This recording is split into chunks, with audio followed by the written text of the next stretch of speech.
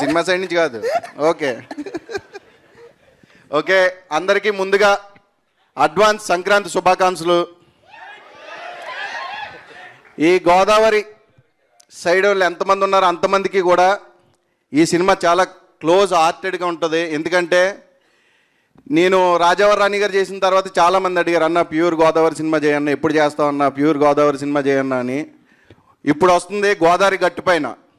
మీకు ఎలా ఉంటుందంటే సినిమా లైవ్లో మీ అందరికీ కూడా ఎక్స్పీరియన్స్ చేసిన ఫీలింగ్గా ఉంటుంది.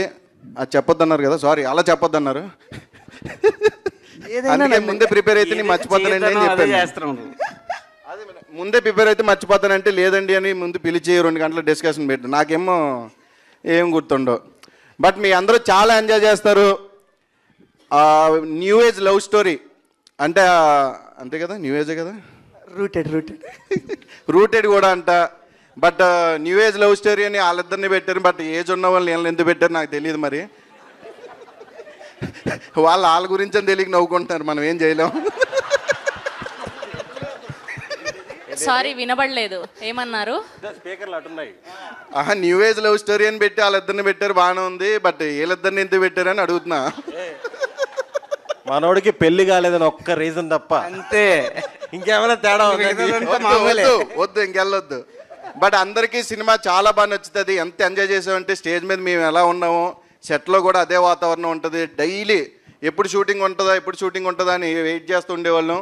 బట్ మీ అందరికీ సినిమా డేట్ అనౌన్స్ చేయలేదు కదా, బట్ తొందరలోనే అనౌన్స్ చేస్తారు, దానికి ఒక ఈవెంట్ పెడతాం. బట్ అందరికీ కూడా చాలా నచ్చే సినిమా, చాలా రోజుల తర్వాత ఒక ఫ్రెష్ సినిమా వస్తుంది. అందరూ చూడండి, థియేటర్కి రండి, ఎంకరేజ్ చేయండి. అది చెప్పొద్దన్నారు బట్ అలవాటు అయిపోయింది.